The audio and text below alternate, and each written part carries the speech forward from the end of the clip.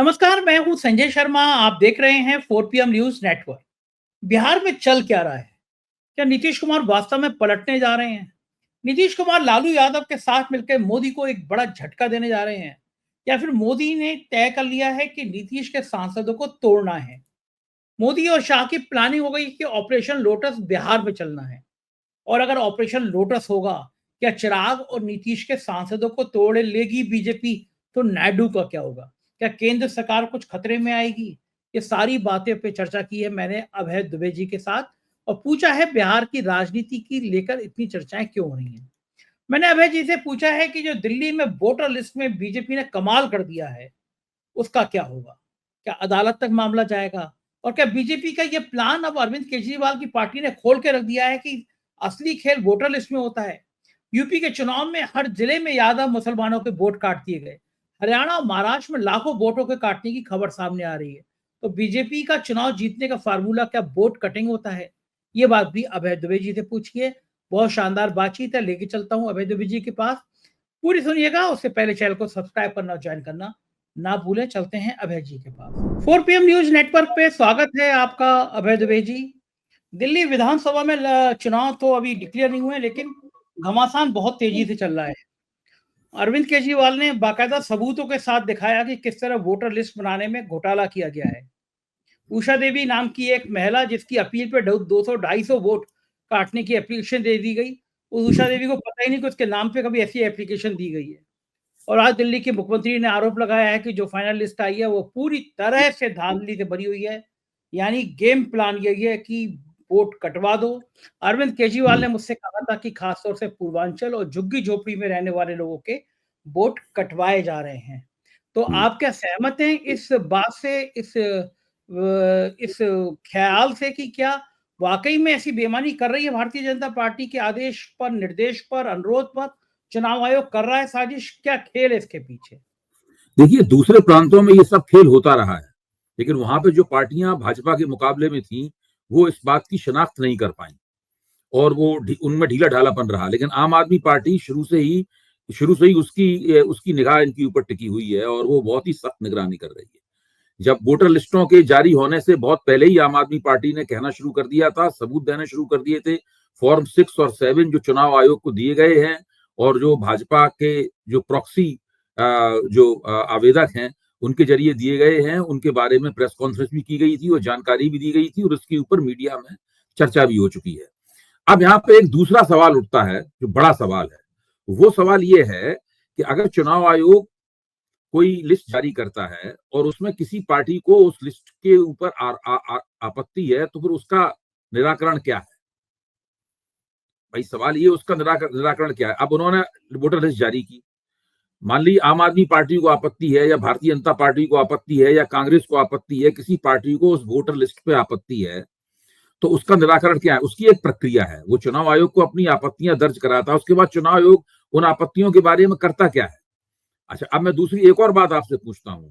मान लीजिए मैं चुनाव आयोग को एक अर्जी देता हूं, मैं फॉर्म 6 देता हूं चुनाव आयोग, फॉर्म 7 देता हूं चुनाव आयोग को कि संजय जी का नाम लखनऊ की वोटर लिस्ट से काट दीजिए, क्योंकि संजय जी ने यहाँ से शिफ्ट कर गए हैं या और कोई बात है, या उनके पास कहीं और भी एक वोटर आई कार्ड है, तो उनका नाम लिस्ट में से काट दीजिए। तो आपका नाम लिस्ट में से काटने से पहले क्या चुनाव आयोग आपसे संपर्क करेगा? क्या वो आपके नाम कोई नोटिस जारी करेगा? क्या आज तक किसी ने वो नोटिस देखा है? ना। क्या आज तक किसी ने वो नोटिस देखा है? वो नोटिस कभी किसी को जारी किया गया है आज तक? कागजों में हो गया होगा। कागजों में हो गया होगा। तो वही तो मैं कहता हूं कि ये सारी की सारी चीजें जो घटती हैं, जो दिल्ली में घटित हो रहा है, उससे कम वोटर लिस्ट बनने के तरीके में क्या घपला है, ये निकलकर हम लोगों के सामने आ रहा है। यानी भारत में मतदाता सूचियां बनना पूरी तरीके से निष्पक्ष और न्यायपूर्ण नहीं है। उसके अंदर काफी समस्याएं हैं और ये समस्याएं तभी सामने आती हैं जब कोई कॉन्फ्लिक्ट होता है, कोई टकराव होता है, कहीं कोई आपत्ति होती है, कोई पार्टी इस बात पर अड़ जाती है, कोई नेता अड़ जाता है और मामला कानूनी रूप धारण कर लेता है। तो दिल्ली का चुनाव कम से कम हमारे सामने इस बात की एक नजीर पेश करता है कि वोटर लिस्टों के सवाल पर संघर्ष किया जाना चाहिए ताकि भारत में चुनाव प्रक्रिया और निष्पक्ष और न्यायपूर्ण हो सके। फ्री एंड फेयर हो सके। अगर वोटर लिस्ट ही गड़बड़ होगी तो चुनाव कैसे दुरुस्त होंगे? तो कम से कम दिल्ली में आम आदमी पार्टी जो कर रही है उससे कम से कम ये बात साफ होके आई है कि वोटर लिस्ट बनना, भले ही दूसरे प्रदेशों में ये बात सामने ना आई हो, लेकिन इसके बाद से ये बात लगातार सामने आने लगेगी कि वोटर लिस्ट बनाने में गड़बड़ी हो रही। हम सब लोग जानते हैं कि चुनाव प्रबंधन का ये एक बहुत पुराना तरीका है कि चुनाव के कुछ महीने पहले, 2 महीने पहले या 3 महीने पहले आप वोटर लिस्टों में हेर फेर करनी शुरू कर दीजिए। पहले ये चीज कम होती थी काफी, लेकिन होती सब जगह थी कि दूसरे के वोट कटवाइए, अपने वोट जुड़वाइए, इस तरह करके कीजिए, और इसमें हर तरह का हथकंडा अपनाया जाता था। भारतीय जनता पार्टी ने इस हथकंडे को एक दूसरे लेवल तक पहुंचा दिया है। वो इस हथकंडे की दम पर चुनाव जीतना चाहती है, क्योंकि उसे पता है कि आम आदमी पार्टी और उसके बीच में 15% का फासला है। 15% का फासला, आप सोचिए, 15% वोटों का फासला है दिल्ली की 70 सीटों में कुल मिलाकर। और दिल्ली में 28 सीटें ऐसी हैं जहां आम आदमी पार्टी के आसपास भी बीजेपी या कांग्रेस कहीं कोई फटक नहीं पाती।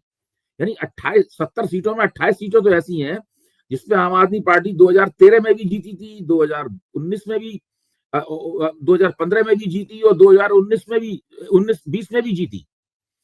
और उन सीटों के बारे में माना जाता है कि इन सीटों में आम आदमी पार्टी और दूसरी पार्टियों के बीच में बहुत बड़ा अंतराल है। तो एक ऐसी पार्टी जिसकी 28 सीटें जीतने तो लगभग तय है, अब आप उसको कैसे हराएंगे चुनाव में? तो इस प्रकार के तमाम सारे हथकंडे अपनाए जा रहे हैं और आम आदमी पार्टी निश्चित रूप से इस सवाल को लेकर अदालत में जाएगी। ऐसा थोड़ी ना हाथ में हाथ रख के तो ना बैठे रहेंगे, ये भी कहते रहेंगे कि वोटर लिस्ट में गड़बड़ है और साथ में कुछ करेंगे भी नहीं उसमें। भाई सड़क पर प्रदर्शन करने से तो चुनाव आयोग मानेगा नहीं। चुनाव आयोग के सामने ठंड में धरना दे दिया जाए उससे भी चुनाव आयोग नहीं मानेगा।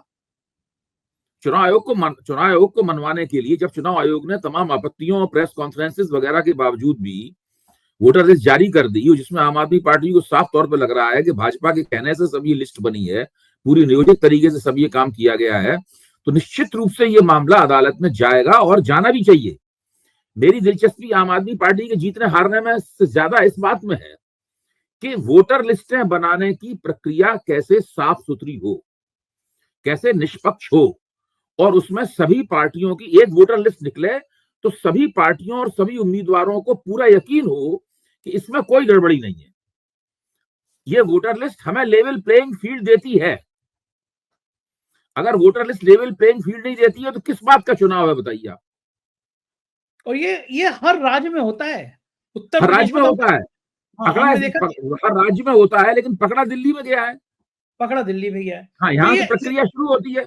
मेरा मानना यूपी में भी होगा। देखिए ये दो आप देखिए, अगर ये दिल्ली में कामयाब हो गया, हरियाणा में कामयाब हो चुका है, महाराष्ट्र में कामयाब हो चुका है, झारखंड में कामयाब, झारखंड में भी किया गया होगा लेकिन नहीं हो पाया कामयाब। यूपी में निश्चित रूप से 2027 का चुनाव होगा, 2022 हाँ, उसकी तैयारी 27 की तैयारी की जा रही है। 27 के चुनाव की तैयारी में ये 6 महीने पहले से काम शुरू हो जाएगा। और चूंकि चुनाव आयोग पूरी तरीके से सरकार का, बीजेपी का प्यादा है, तो वो वहां पे आराम से बीजेपी ये सब प्रबंधन कर लेती है। 22 में तो अभय जी हमने देखा था जिलों में यादव और मुसलमानों के तो ऐसे थोक की संख्या में नाम कटे हुए थे, लौट के सैकड़ों की संख्या में लोग आ रहे थे कि हमारा, और भी कटेंगे। अभी 2027 के लिए भी ये सब बड़े पैमाने पे होगा। इसलिए हम सब लोगों की आंखें खोल देने वाला काम है। हम लोगों को तो आम आदमी पार्टी, अरविंद केजरीवाल को धन्यवाद देना चाहिए। मैं फिर कह रहा हूँ वो चुनाव जीतने हारते हैं, ये अलग बात है। मैंने केजरीवाल से इंटरव्यू किया तो मैंने कहा दिमाग सब में 250 ग्राम ही होता होगा या 100 ग्राम होता होगा, ये जो एक्स्ट्रा ये 10-20% आता है ना जिससे आप ये वोटर लिस्ट पकड़ लेते हो, ये कनेक्शन कहाँ से आपको? मैंने पूछा उनसे। बात भी सही है कि मतलब देखिए आप ईवीएम की बातें होती रहती हैं, ईवीएम ऐसी, ईवीएम वैसी, लेकिन सबूत के साथ आम आदमी पार्टी लेकर आ गई। मतलब ये इस मामले में उनसे आगे और काम होगा। आप देखिए जब वोट पड़ेंगे तो आम आदमी पार्टी के कार्यकर्ता वहां फॉर्म 17C मांगेंगे, वरना वहीं धरना दिया जाएगा,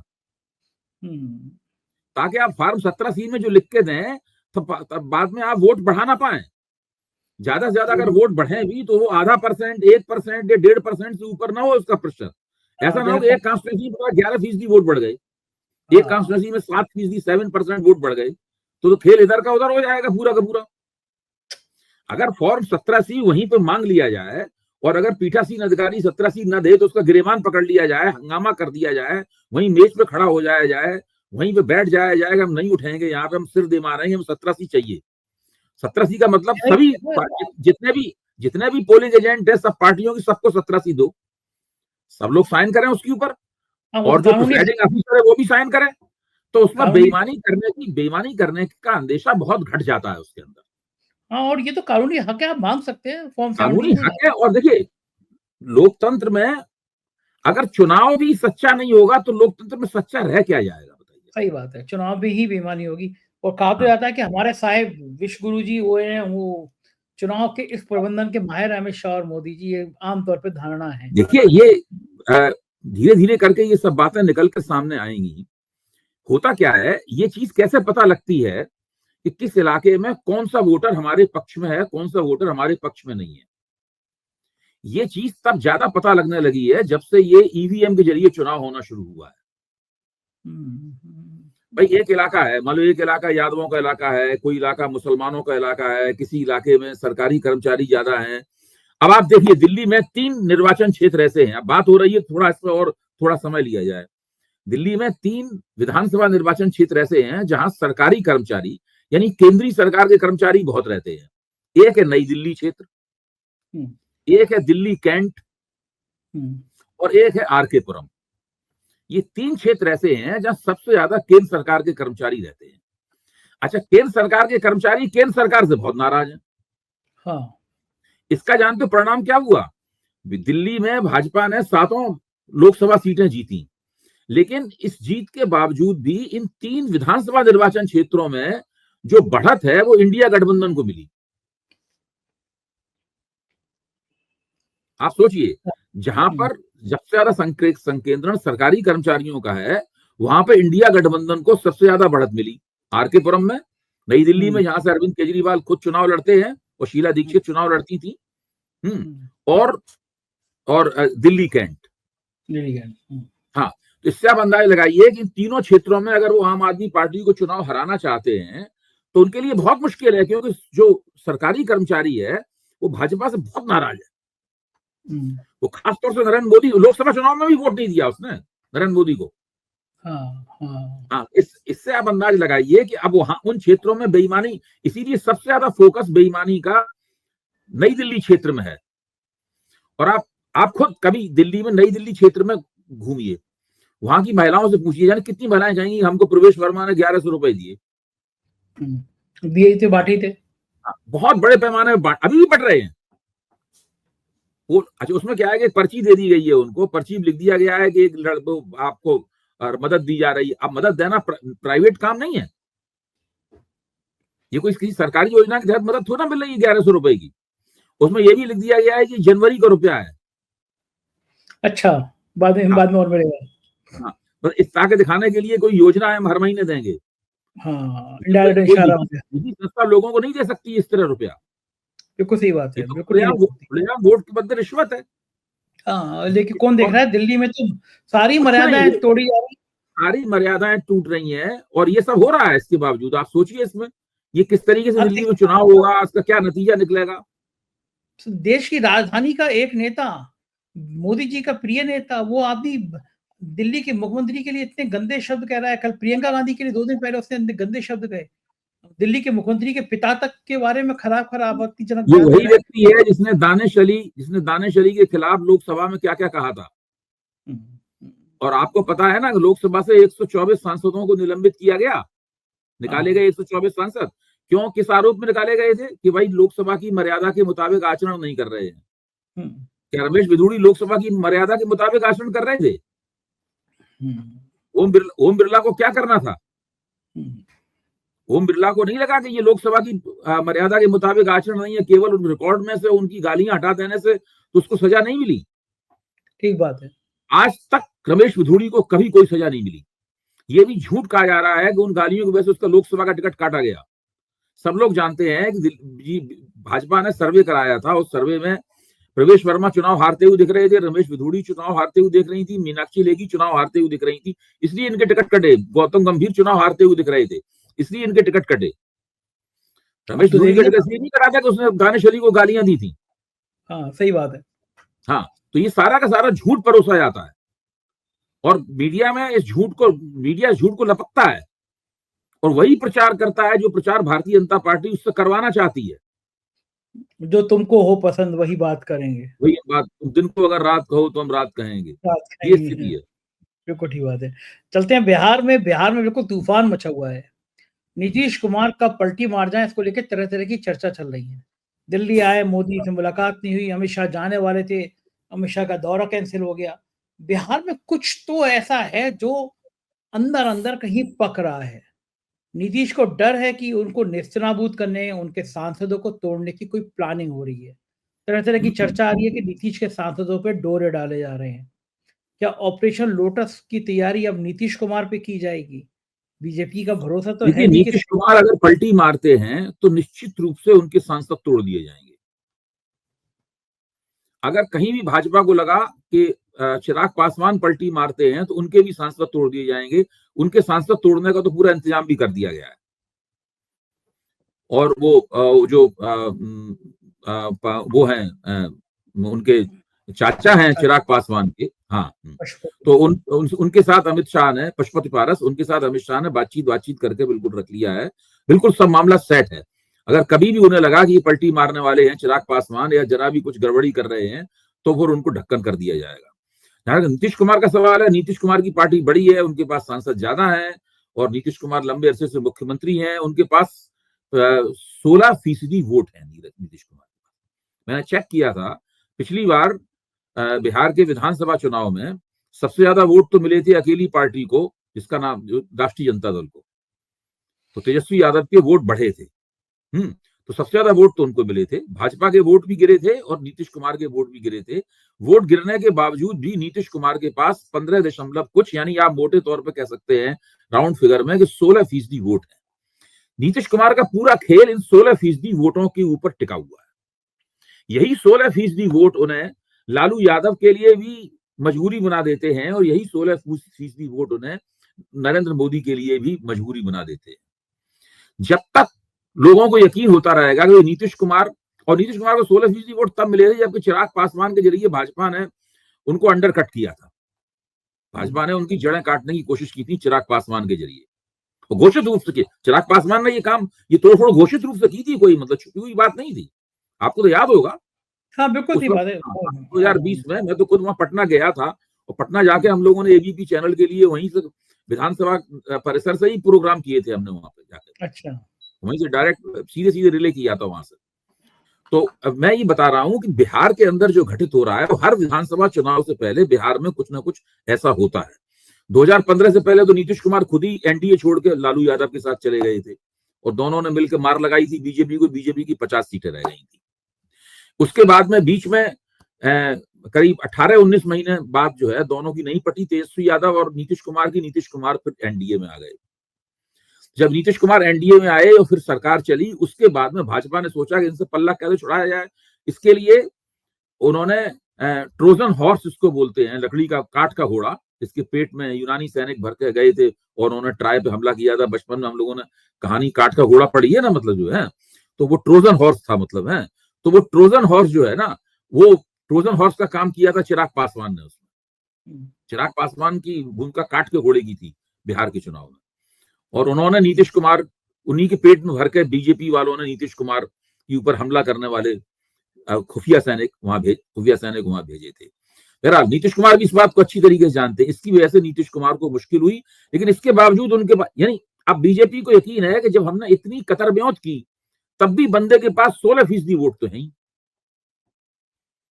जो कि बिहार की जो बिखरी हुई राजनीति है, यानी बिहार में कहीं वोटों का कंसोलिडेशन नहीं है, किसी के पास बहुत ज्यादा वोट नहीं है, वोट बटे हुए हैं बिहार में। तो ये इतनी बिखरी हुई राजनीति में भी अगर किसी नेता के पास 16% वोट हैं तो फिर उसके महत्व को नजरअंदाज नहीं किया जा सकता। तो भाजपा की निजी महत्वाकांक्षाएं कोई भी हो, वो जब तक ये 16% वोट नीतीश कुमार के पास दिखते रहेंगे, ये आंकड़ा दिखता रहेगा, तब तक नरेंद्र मोदी की हिम्मत नहीं पड़ेगी कि वो नीतीश कुमार से हाथ धोने की कोशिश करें। एक और बात है, नरेंद्र मोदी की एक और मजबूरी है, उन्हें केवल विधानसभा का चुनाव ही नहीं जीतना है, उन्हें लोकसभा के चुनाव की जीतने को भी सुनिश्चित करना है। मान लो विधानसभा के चुनाव में नीतीश कुमार को आपने ठोकर मार दी, किसी तरीके से आप तिकड़म करके आपने जीत लिया, या मतलब कुछ और कर लिया, आपने तोड़फोड़ कर ली, लेकिन लोकसभा चुनाव में अगर आज तक कभी भी नरेंद्र मोदी ने लोकसभा चुनाव में लालू और नीतीश की मिली हुई ताकत का मुकाबला नहीं किया। हाँ। कभी भी। एक बार विधानसभा में किया था, मुंह की खाई थी। नरेंद्र मोदी तो इस बात को सोचने से भी घबराते हैं कि कहीं लोकसभा में ये दोनों मिल गए, अगर लोकसभा में महागठबंधन एक हो गया तो फिर इनकी कितनी सीटें आएंगी एनडीए की, इनका भूसा उड़ जाएगा। आप सोचिए, जब 27-28% अकेले आरजेडी के वोटों में 16% वोट नीतीश कुमार के जुड़ जाएंगे तो दूसरे पक्ष का तो सुपड़ा ही साफ हो जाने वाला है। ठीक बात है। हाँ, वो तो 45% से ऊपर पहुंच जाएगा उनका आंकड़ा। इसलिए संभाल कर रखा। इसलिए कोई भी बात होती रहे, कुछ भी होता रहे, कोई कुछ भी बोलता रहे, जब तक दोनों चुनाव जीतने की गारंटी नरेंद्र मोदी अपने आप को नहीं दे लेते, तब तक वो नीतीश कुमार से पल्ला छुड़ाने की कोशिश नहीं करेंगे। इसलिए इस प्रकार का तनाव बना रहेगा, खींचतान होगी। लेकिन हमें नजर समीक्षक के तौर पर हमें नजर, अभी चुनाव दूर है बिहार में ना, हमें समीक्षक के तौर पर नजर इस बात पे रखनी पड़ेगी कि भाजपा आलाकमान किस निर्णय पर पहुंच रहा है। क्या भाजपा आलाकमान यकीन हो गया कि 16% वोट कहां से आते हैं? कुर्मियों से आते हैं और अति पिछड़े वोटरों से आते हैं। अगर सीएसडीएस के आंकड़ों पर विश्वास करें आप, जो कि पिछले चुनाव के उपलब्ध हैं आंकड़े, तो उसमें अति पिछड़ों ने नीतीश कुमार को वोट दिया, लेकिन दूसरी पार्टियों को भी वोट दिया था, उसने बीजेपी को भी वोट दिया था, सबको वोट दिया था, लेकिन इसके बावजूद भी नीतीश कुमार के पास 16% वोट रह गया, जो कि बिहार के चुनाव के लिहाज से एक बड़ी संख्या है। नीतीश कुमार की ताकत वो 16% वोट है, उसमें महिलाओं के वोट भी हैं, उसमें कुर्मियों के वोट भी हैं, और उसके अंदर अति पिछड़ों के वोट भी हैं। अच्छा, पहले चुनाव कौन कराना चाहता है वहां पे? नीतीश चाहते हैं कि पहले चुनाव जाए, बीजेपी के लिए ज्यादा फायदेमंद है कि चुनाव पहले कोई नहीं चाहता पहले चुनाव। जो पहले चुनाव चाहता है वो मुंह की खाएगा। पहले चुनाव क्यों चाहेगा? सत्ता जिसके जब तक उनके पास है वो बनी है। हाँ, इस बीच में वो एक देश एक चुनाव की बात लागू हो गई या और कुछ हो गया तो वो एक अलग बात है, पर बिहार के ऊपर क्यों? वो तो दूसरे राज्यों पे भी वो बात लागू होगी। लेकिन पहले चुनाव क्यों कराना चाहता? कोई नहीं, आजकल पहले कोई चुनाव कराना नहीं चाहता। बहुत दिनों से बहुत सारे चुनाव प्रीपोन नहीं हुए हैं। हाँ, लोग हारे हैं ना, इसलिए हिम्मत नहीं करते कोई। हाँ, ये उन्होंने अटल बिहारी वाजपेयी ने पहले चुनाव कराए थे ना, हार गए। ये पीछे प्रशांत किशोर और सुर्खियों में है। भाई जो है धरना पे पहुंचा, वैनिटी वैन को लेकर भड़क गए कि सवाल पूछ लिए गए।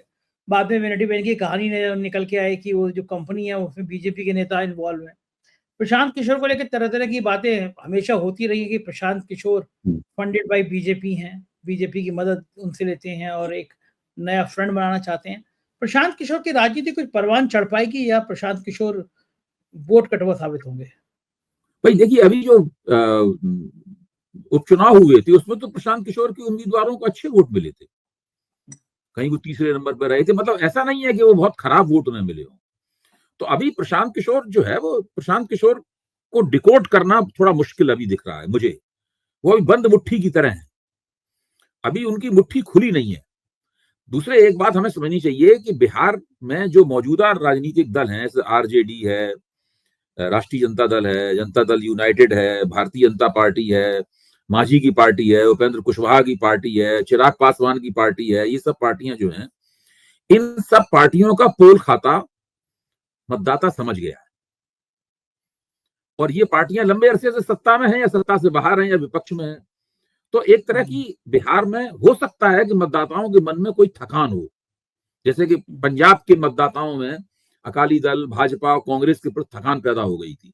वो किसी नई पार्टी की तलाश में थे, तभी तो आम आदमी पार्टी इस गुंजाइश में पनती वहां पर। एक चुनाव में उसने जीतने का प्रस्ताव रखा और लगा कि जीत जाएगी, नहीं जीत पाई, और दूसरा चुनाव में सबका सुपड़ा साफ कर दिया उन्होंने। तो प्रशांत किशोर की पार्टी अभी बंद मुट्ठी की तरह है, कोई कुछ नहीं कह सकता कि इसमें से क्या निकलेगा इस मुट्ठी में से। इसलिए हम लोगों को जब कोई नई ताकत उभरती है तो उसके बारे में 50 तरह की बातें की जाती हैं। कोई कहता है फलाने की बी टीम है, कोई कहता है वहां से उसको माल मिल रहा है, तो बहुत सारी बातें की जाती हैं। सबूत तो किसी के पास नहीं होता है। देखने की बात यह है कि जब वो उम्मीदवार अपना उन्होंने उपचुनाव में खड़ा किया था पहली बार उम्मीदवार, तो उनका प्रदर्शन उम्मीदवारों का खराब नहीं रहा है कोई बार। तो अब देखना यह है कि उनको कहाँ किनका वोट मिलता है, कौन सी जात बिरादरी उनके साथ है, उनकी जो शुरुआती जमा पूंजी क्या साबित होती है, मतलब स्टार्टिंग कैपिटल क्या है उनका, ये अभी स्पष्ट नहीं हो पाया है। हाँ, लोग तरह-तरह की बातें कर लेते हैं। एक्चुअली गुस्सा आता है ना वो उनको ज़्यादा। एक जगह गए, वहाँ पे स्टूडेंट धरना-वरना कर रहे थे बेरोज़गार, तो उनसे कह दिया मैंने तुम्हें कंबल तो दिया था। कल वो वैनिटी वैन को लेकर एबीपी की पत्रकार पूछने लगी तो उससे भड़क गए कि जाके देख के आओ। तुम देखना चाहती, मैं कहाँ टॉयलेट करता हूँ। तो ये गुस्से की जो मेंटालिटी आ रही है प्रशांत किशोर में, ये सोशल मीडिया पे ट्रेंड भी हो रही है, अभी तो कुछ हुआ नहीं है तो तुम्हें इतना गुस्सा आ रहा है। इससे नहीं बचना मतलब चाहिए ना। देखिए, कोई आदमी, एक तो बात ये हो सकती है इसके पीछे, मुझे पता नहीं, मैं केवल अंदाजे से कह रहा हूँ। एक तो बात ये हो सकती है कि भाई वो कोई आदमी शॉर्ट टेम्पर्ड हो, जल्दी ताव खा जाता हो, उसमें सहनशीलता कम हो, एक तो बात ये है। ऐसा व्यक्ति तो राजनीति में टिक नहीं सकता। अच्छा, और मीडिया पर जो नाराज हो जाए वो नहीं टिक सकता, थोड़े दिनों में वो फिर सबको नाराज कर लेगा। दूसरा ये है कि किसी व्यक्ति में खरापन थोड़ा ज्यादा हो, कड़क बात करेंगे। और इस बात की ज्यादा चिंता ना हो सके कि हमारे कहने से कोई नुकसान हो जाएगा तो हो जाएगा, हम अपनी बात तो मजबूती से कहेंगे, हम किसी से दबेंगे नहीं है। तो कई तरह की बातें हैं इसके अंदर। तो अभी धीरे धीरे करके स्पष्ट होगा, जैसे जैसे अभी बिहार का चुनाव नजदीक आएगा और हम लोगों के सामने स्पष्ट होगा कि मामला है क्या। अब देखिए, असदुद्दीन ओवैसी की पार्टी है, उसके बारे में तो 100% तय है कि वो बीजेपी की बी टीम की तरह काम करती है, और इसलिए क्या हुआ है कि मुसलमानों ने भी उसको वोट देना बंद कर दिया। हाँ, समझ में आ गया ना सबको खेल क्या है। पश्चिम बंगाल में कितने बड़े पैमाने पे उतरे, कुछ नहीं मिला। यूपी में कितने बड़े पैमाने पे उतरे, कुछ नहीं मिला। बिहार में एक बार थोड़ा सा फायदा हुआ था, बाकी तो उन्हें कहीं कुछ नहीं फायदा हुआ। ठीक बात है, लोग समझ वो जाते वो हैं, वो जनता उनकी भी पोल नहीं। खुल गई है, लेकिन अभी प्रशांत किशोर के बारे में ऐसा नहीं कह सकते, वो बंद मुट्ठी की तरह है। अब मुट्ठी जब हाँ, उनकी खुलेगी तो मालूम पड़ेगा कि है क्या उसमें। बहुत शुक्रिया अभय जी, आपने इतना कीमती समय दिया। Thank you sir. जी। ये थे अभय दुबे जी, और आपसे विस्तार से उन्होंने बातचीत की और बताया कि बीजेपी का गेम प्लान क्या है। मुझको यकीन है बातचीत पसंद आई होगी, अपनी राय से अवगत कराइएगा। शुक्रिया, थैंक यू।